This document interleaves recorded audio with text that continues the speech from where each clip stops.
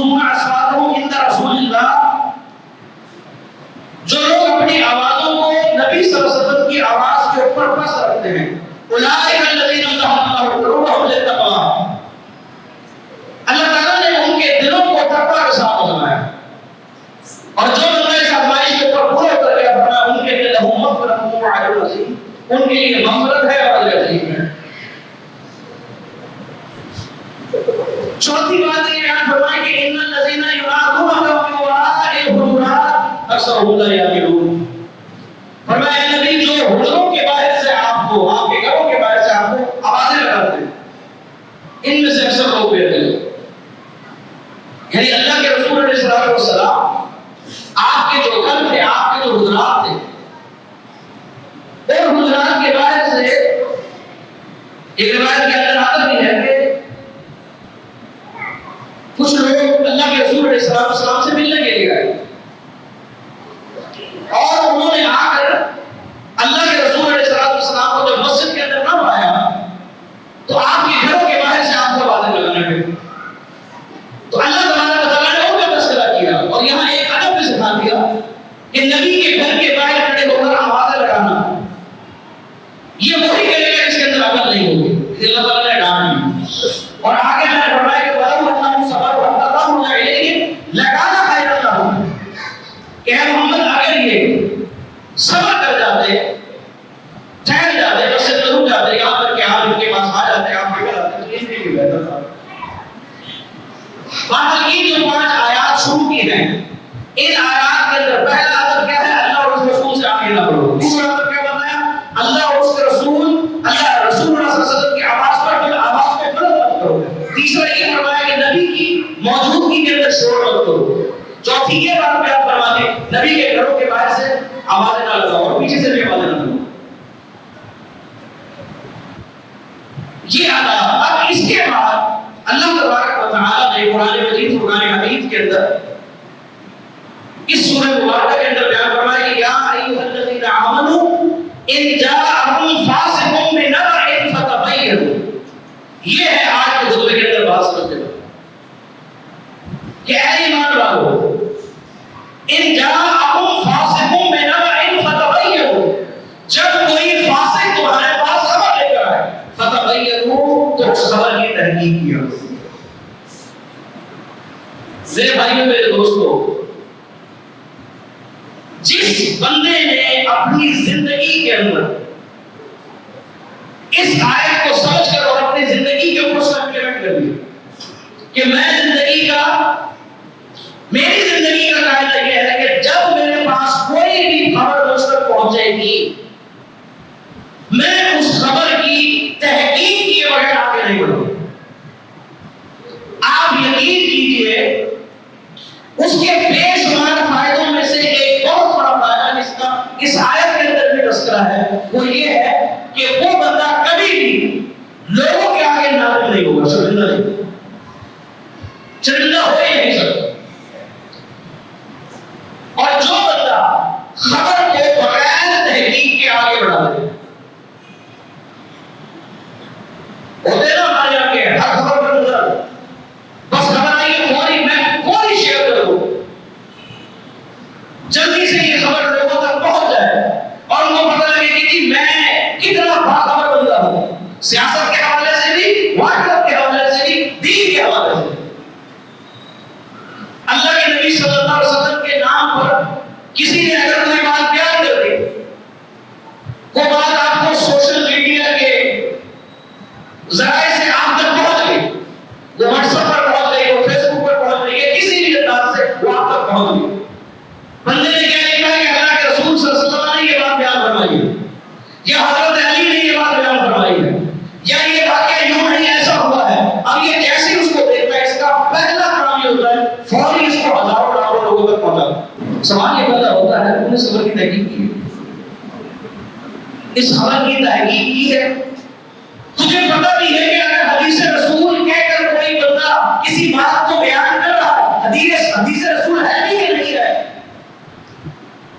آپ دیکھیے کتنی ہی جھوٹی من گھڑت روایات اللہ کے رسول صلی اللہ علیہ وسلم کے نام سے منسوب کر کر آج لوگوں کے اندر وہ گردش کر. میں چند ایک مشہور بیان آپ کو سناتا ہوں کہ آپ نے اکثر لوگوں نے سنا. مثال کے طور پر آپ نے سنا ہوگا کہ اللہ کے رسول صلی اللہ علیہ وسلم سے بیان کیا گیا, آپ نے فرمایا علم حاصل کرو اور تمہیں چین کرنا پڑے. کتنی مشہور ہے. اور میں آپ کو حیرانی کی بات بتاؤں, میں نے یہ لوگ کہتے ہیں کہ بھائی میں تو کوئی الیکٹرانک میڈیا کا کوئی چینل ہو, میں نام نہیں دیتا کسی کا, کہ کوئی بھی چینل ہے, اس چینل سے اگر کوئی بات چلے لوگ سمجھتے ہیں یہ تو بالکل کوئی قرآن اور حدیث کے مطابق ہو. میرے بھائی اور میرے دوستوں, یہ ضروری نہیں کہ الیکٹرانک میڈیا کے ذریعے سے بھی اگر کوئی خبر چل جاتی ہے تو وہ خبر 100% درست ہوگی, یا وہ خبر سچی ہوگی. یا الیکٹرانک میڈیا کے اوپر بیٹھ کر کوئی بندہ حدیث رسول کر کے کسی بات کو بیان کر دے تو اب اس کی تحقیق نہیں کی جائے گی, اس خبر کو ایسے ہی آگے بڑھا دیا جائے گا. ایک مومن نے سنا, میں نے پاکستان کے بڑے چینل کے اوپر ایک بڑے پروگرام میں اچھے بھلے دینداروں کے درمیان بندے کو اس روایت کو بیان کرتے سنا, علم حاصل کرو خاطر بچی جانا. ایسی کوئی بھی روایت نہیں ہے. ایک ہوتا ہے کہ کسی روایت کا حدیث کی کسی کتاب کے اندر ہونا, ابھی حدیث کی کتاب میں موجود ہے, چلو کتاب کے اندر موجود ہے, اب اس کے اوپر بحث شروع ہوگی, موضوع ہے منگڑت ہے, آیا روایت ضعیف ہے, جھوٹی ہے, آیا روایت حسن درجے کی ہے, صحیح درجے کی, یہ بحث تو اس وقت ہوگی جب کتاب کے اندر بات موجود ہوگی. لیکن یہ بات کہیں بھی مجھے تو آج تک یہ بات میں نے کسی کتاب کے اندر نہیں. آپ لوگوں کی زبان تو روز آگے نماز کرو آپ کو چیز جانا.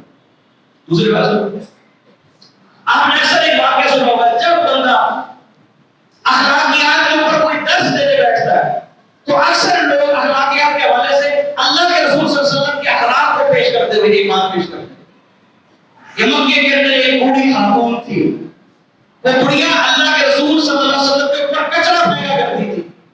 آپ جس راستے سے گزرتے تھے, راستے میں اس کا گھر تھا, وہ کوڑے کو, اس کچرے کو سنبھال کے رکھتی, جب اللہ کے نبی گزرتے آپ پر پھینکتی اور آپ صلی اللہ علیہ وسلم اس کو رایا کرتے. ایک دن آپ کا وہاں سے گزر ہوا اور آپ پر کچرا نہ پھینکا گیا. آپ نے لوگوں سے پوچھا, اس بڑھیا کے بتانے, لوگوں نے کہا بیمار ہے. اللہ کے رسول صلی اللہ علیہ وسلم اس کی تیمارداری کی چلے گئے. من گھڑت روایت, کوئی حدیث نہیں ہے. اگر ہے تو من گھڑت روایت ہے, یعنی اللہ کے رسول صلی اللہ علیہ وسلم سے ایسی بات منسوخ کرنا جو اللہ کے پیغمبر نے سنا کہ ہمیں آپ سے پوچھو یہ بات کتنی مشہور ہے, کتنی مشہور ہے یہ بات. اور سناتا ہوں, اکثر یہ قوار حضرات اور یہ ناخوانی کرنے والے ناخواں حضرات بڑی سریلی آواز کے اندر, بڑے خوبصورت اشعار کو بڑے اچھے اندازوں کے اندر باقاعدہ بات آگے بیان کرتے ہیں. آپ نے واقعہ سنا ہوگا, کوئی کمال کا شعر بھی ہوگی نہ صبح دے گی نہ جب تک عذاب اعلان, پورا واقعہ سناتا ہے. واقعہ کیا سناتا ہے؟ حضرت بلال رضی اللہ تعالیٰ عنہ, ان کی زبان کے اندر لکنت تھی, تتلاتے تھے, لکنت تھی, اٹکتے تھے, لیکن اللہ کے نبی صلی اللہ علیہ وسلم کے محسن سے مسجد نبی کے اندر پہلی اذان دینے والا بلال تھا. یہ اذان دیا کرتے تھے. بعض لوگوں نے ان کے تلفظ کے اوپر اعتراض کیا, ان للہ و انا الیہ راجعون, یہ تلفظ والا بدلہ ہمارے ہو سکتا ہے, تلفظ سے تلفظ یہاں ہو سکتا ہے. اس دور کے اندر حضرت بلال کے حوالے سے یہ بات لوگوں نے, یا جو روایت بیان ہے, لوگوں واقعہ بیان کیا اور کہا کے بیان کیا, اچھے الفاظوں میں, اچھی آواز کے اندر بیان کر. لوگ بھی سن رہے کہ واقعہ ایسا ہوا تھا. لوگ آئے تھے, حضرت بلال کی جو ہے وہ زبان کے اندر رکنت تھی. اللہ کے نبی نے موضوع کو ہٹا دیا, دوسرے کسی موضوع نے اذان دی, اور جب دوسرے مؤذن نے اذان دی اس دن سورج طلوع نہیں ہوا. لوگ بھی پریشان, حتیٰ کہ جبریل آیا اور کہا ہوگی نہ صبح دے گی نہ جب تک عذاب اعلان. ان للہ و انا الیہ راجعون. کسی حدیث کی کتاب کے اندر روایت, کسی حدیث کی کتاب کے اندر روایت. اور اللہ کے رسول علیہ السلام کے ایک مؤذن نہیں, مسجد نبی کے بھی دو مؤذن تھے. عبداللہ بن ابی مکتوم رضی اللہ تعالیٰ عنہ, وہ بھی اللہ کے رسول علیہ السلام کے مؤذن تھے, مسجد نبی کے مؤذن تھے. اذان دیا کرتے تھے. اذان دینے کے لیے دو شرطیں, جس بندے کی آواز بلند ہو یعنی دور تک جائے تاکہ لوگوں کو استفادہ ہو, دوسری آواز خوبصورت ہو, اسے اذان دو تاکہ دل کے اوپر زیادہ اثر کرے.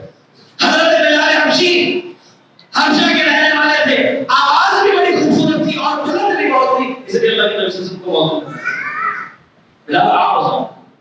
اب یہ جو روایت ہے روایت جھوٹی ہے. اسی طریقے سے حضرت علی رضی اللہ تعالیٰ عنہ کے نام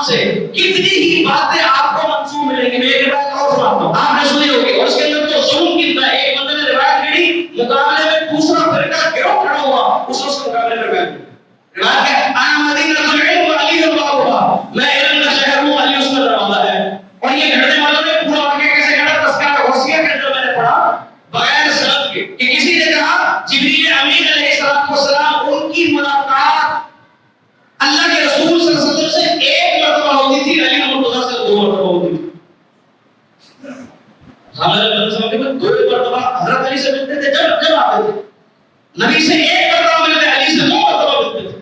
علی رضی اللہ عنہ بتایا کہتے ہیں گھر والوں نے پڑھا بھائی کیسے ملتے تھے، کہتا کیا تم نے نبی کی حدیث نہیں سنی کہ اللہ کے نبی نے فرمایا انا مدینۃ العلم وعلی بابها، میں علم کا شہر ہوں، علی اس کا دروازہ ہے. کہتے ہیں شہر ہے وہ اللہ کے رسول ہے، وہ دروازہ کون ہے؟ علی ہے. جو بندہ شہر کے اندر آئے گا دروازے سے اس کا گزر کتنی بار ہوگا؟ 2 بار. شہر میں آئے گا جب آئے گا تو پہلے دروازہ ہوگا، پھر علم کے شہر میں آئے گا، اور جب علم کے شہر سے واپس آئے گا تو پھر کہاں سے جائے گا؟ دروازے سے واپس جائے گا. تو بندہ اللہ کے رسول صلی اللہ علیہ وسلم کے پاس جبریل آتے تھے اس دروازے کے ذریعے سے، تو آتے ہوئے جاتے ہوئے 2 ملاقاتیں علی سے اور اللہ کے رسول صلی اللہ علیہ وسلم سے 1 ملاقات.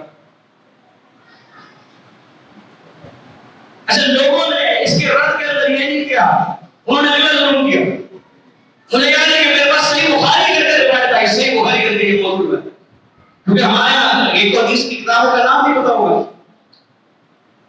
اور اگر کسی بات کو آپ نے گھڑنا تو اس بخاری کا نام لے کر گھڑ دو، بس پھر تو مسئلہ ہے کہ اس کو کہتے ہیں 8 بار حدیثوں کے ساتھ تیری ٹوٹی اس نے تو لکھ دیا میرے صحیح بخاری. ظالم نے دوسرا ظلم یہ کیا، اس کا روایت ادھوری ہے. اصل میں بخاری کے اندر روایت اس طریقے سے ہے کہ اللہ کے نبی نے فرمایا میں علم کا شہر ہوں، علی اس کا دروازہ ہے، ابو بکر اس کے ستون ہیں، عمر اس کی دیواریں ہیں، اور عثمان کو چھت بنا دی. کہا گھر کمپلیٹ کیسے ہوگا جب دیواریں بھی ہوں گی، ستون بھی ہوں گے، چھت بھی ہوگی، دروازہ بھی ہوگا. دروازہ علی ہے، ابو بکر صدیق کو ستون بنا دیا، حضرت عثمان کو چھت بنا دیا، حضرت عمر کو دیواریں بنا دی. آپ کی روایت مکمل ہوئی. میرے بھائی اور میرے دوستوں پہلی بھی چھوٹی ہے دوسری بھی چھوٹی. اللہ کے رسول صلی اللہ علیہ وسلم کے نام سے یہ باتیں منسوخ کرنا، اللہ رب العالمین نے قرآن مجید فرقان حمید کے اندر یہ فارمولہ دیا ہے کہ جب کوئی بھی بات آپ تک پہنچتی ہے وہ اللہ کے نبی کے نام سے کوئی پہنچائے، حضرت علی کے نام سے کوئی پہنچائے، حضرت عمر کے نام سے کوئی پہنچائے، اللہ اکبر کبیرہ، جو بات لے کر آنے والا ہے اللہ نے قرآن فرمایا کہ ان جاءکم فاسق بنبأ فتبینوا، خبر میں تحقیق ہو. اور اسی طریقے سے اگر آپ آج الیکٹرانک میڈیا کو اٹھا کر دیکھیں، صرف یہ نہیں، لوگ جھوٹی خبریں صرف اس لیے کہ چند ویوز بڑھے، جھوٹی خبر کوئی بھی چلاؤ، سنسنی خیز خبریں چلاؤ، کسی بھی واقعے کو بڑھا چڑھا کر بیان کر دو، لوگ بھی بیوقوف ہیں، آگے کہتے ہیں ویوز بڑھے گی، سنسنی خیز خبریں چلائیں. بعض چیزوں کی حساسیت کا خیال رکھا جائے گا. میں حیران ہوا پچھلے دنوں ایک مفتی صاحب ہیں، ان کے متعلق پہلے خبر چلی، اس خبر کی جب تحقیق ہوئی کہ جب انہوں نے اس کی وضاحت کی تو بات تو بالکل دوسری تھی. ایک خبر چلی کہ VPN جو ایک سافٹ ویئر ہے، اس سافٹ ویئر کا استعمال کرنا حرام نہیں. ان کے نام سے خوش ہو کر فوراً جو ہے وہ ایک خبر بنائے گا. اب یہ جتنے بھی الیکٹرانک میڈیا کو پر چل پڑی ہے فلاں کا VPN حرام ہے، چلانا حرام ہے، چلانا حرام ہے. پھر کیا تھا، قوم نے آنا وقت لینا شروع کر دیا، قوم شروع ہو گئی، قوم شروع ہو گئی، اس کو حرام قرار دے دیا. اور اس کی وجہ جو ذہن کے اندر بن رہی تھی وہ کیا تھی کہ پچھلے دنوں ان دنوں کے اندر بھی کچھ ایسی کمیونیکیشن کرنے والے جو سافٹ ویئر ہے، ایسے انجن ہیں کہ جن کے ذریعے سے ایک دوسرے سے رابطہ کیا جاتا ہے، فیس بک ہو، واٹس ایپ ہو، تو اس کا سرور ڈاؤن ہو جاتا ہے. اب اس کا جماعت کیا جانا گیا کہ بھائی آپ VPN لگاؤ، اپنے سرور کو تبدیل کرو اور اس کے بعد چلاؤ تو یہ چل جائے گا، کچھ تھوڑا بہتر ہو جائے گا. اب اس کے لیے اس کے بعد یہ خبر چلی کہ یہ جو VPN ہے یہ حرام ہے. اور میں حیران ہوا کہ ایک میرا دوست نے مجھ سے رائے دیا، میں کوشش کرتا ہوں کہ باتوں سے بچ جاؤں. جہاں کسی کی اسلام مطلوب ہے ٹھیک ہے، فرائض بتایا گیا ہے تو آپ بات کریں درست نہیں ہے، ایسا نہیں ایسا. اس بندے نے ایک گروپ کے اندر باقاعدہ ایک طرف کی ہے جن صاحب کی طرف منسوخ کیا گیا حرام کا، اس کو لکھا، ان کی تصویر بنائی، ایک طرف دوسرے حضرت صاحب کی تصویر بنائی، کہا پہلے ٹھیک ہے حرام قرار دیا تھا، خود ٹی وی پر بیٹھے کہ مولوی VPN کو حرام قرار دے رہا، آگے چل کر بھول چلائیں گے. چلو ٹھیک ہے، یہ ایک سوچ ہوگی. نیچے بھی لکھا اللہ کے رسول صلی اللہ علیہ وسلم کی حدیث. یہ ایک بات کہتا ہے اللہ کے رسول صلی اللہ علیہ وسلم کی حدیث ہے، آپ نے فرمایا کہ روئے زمین کے اوپر سب سے بدترین مخلوق مومن ہے. بس یہ بات برداشت نہیں. جب تو بحث گروپ میں دیکھ رہا تھا تو میں نے اس صاحب سے گروپ میں ہی پوچھ لیا کہ یار باقی باتیں ٹھیک ہے، آپ کو نزدیک حلال ہوگا، مجھے صاحب نزدیک حرام ہوگا. ورنہ اصولی طور پر تو اس فتویٰ کی بھی تحقیق ہو. اگر کوئی عالم کوئی بھی عالم کوئی بھی مفتی کسی چیز کو حرام قرار دے رہا ہے، وہ سوال نامہ کی طرح ہے. سوال کیا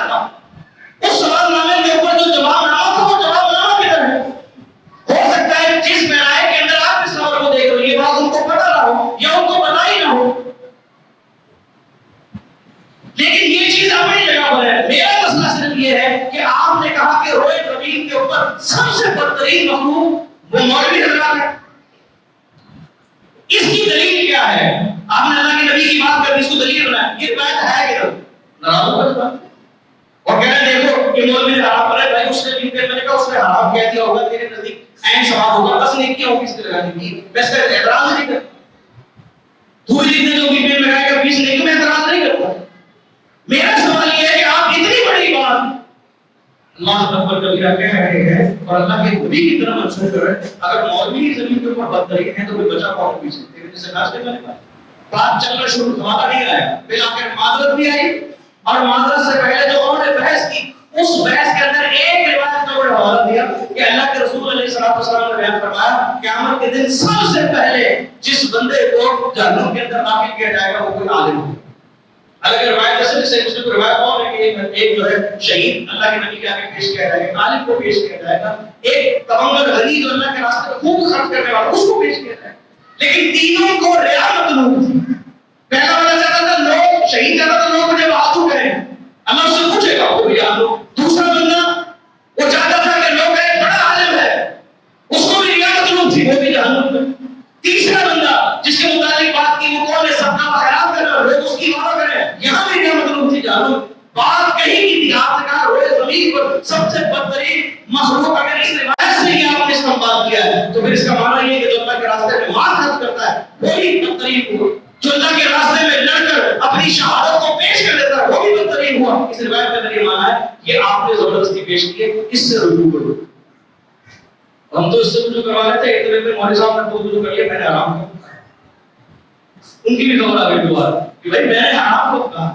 وہ کہتے ہیں تو لکھنے میں غلطی ہوئی تھی، میں نے تو یہ کہا تھا کہ جو پی پی ایل ہے اس کو لگا کر اگر کوئی بندہ فحش مواد دیکھتا ہے، کوئی بلیک کوئی بلاگ ویب سائٹ کو ان بلاک کرتا ہے کہ جسے حکومت پاکستان نے بلاک کیا ہوا ہے اور اس میں غیر اخلاقی قسم کا مواد ہے، لیکن وہ اس ان بلاک یعنی اس بلاک کو ان بلاک کر کے اس ویب سائٹ تک رسائی کرتا ہے اور اس طرح کی یعنی غیر اخلاقی تصویریں یا ویڈیوز کو وہ دیکھتا ہے، لوگوں میں شیئر کرتا ہے، یہ حرام ہے. میں نے تو یہ کہا تھا، یہ تو کہا کہ اللہ اکبر کبیرہ. میرے بھائیوں میرے دوستوں اگر اس طرح کی باتیں لے کر بیٹھیں گے کتنی ہی ایسی آپ کو مثالیں مل جائیں گی. اس لیے قرآن مجید فرقان حمید کی اس آیت کا جو معنی ہے اللہ اکبر کبیرہ محدثین نے بھی آپ بتائیں اس آیت کی روشنی میں کئی ایک اہل علم ایسا بندہ جس کا ہاتھ معلوم نہ ہو اس میں مجبور رہا حدیث بیان کرتا ہے لیکن اس بندے کا پتہ نہیں کہ کون ہے، اس سے حدیث ہی نہیں لیتے. کہتے اس کا پتہ نہیں، اس سے بات نہیں لیں گے جب تک یہ تصدیق نہ ہو جائے کہ بات کرنے والا سچا بھی ہے، اس کا نہیں پتہ سچا ہے کہ جھوٹا ہے، اس سے بات نہیں لیں گے. کہ محدثین کا اصول تھا اور اس اصول کو جو انہوں نے وضع کیا اس آیت کی روشنی میں کہ یا ایھا الذین آمنوا ان جاءکم فاسق بنبأ فتبینوا. ایمان والو جب کوئی فاسق تمہارے پاس خبر لے کر آئے اس خبر کی تحقیق کرو. کیوں؟ ان تصیبوا قوما بجہالہ، کہیں ایسا نہ ہو کہ کوئی قوم تمہاری جہالت کی وجہ سے کیا ہو جائے، کسی مصیبت کے اندر پڑ جائے تمہاری وجہ سے. تو تم نے خبر لی، خبر کو پھیلا دیا، تو پوری کی پوری قوم یا کوئی شخص تمہاری لا علمی کی وجہ سے تمہاری جہالت کی وجہ سے مصیبت کے اندر پڑ جائے. اور اگر ایسا ہوگا فتصبحوا علی ما فعلتم نادمین، نتیجہ یہ نکلے گا پھر جب وہ خبر اس کی تحقیق ہو جائے گی، تصدیق ہو جائے گی جھوٹی ہے اور صحیح بات سامنے آ جائے گی تو پھر تمہیں ندامت کا شکار ہونا پڑے گا.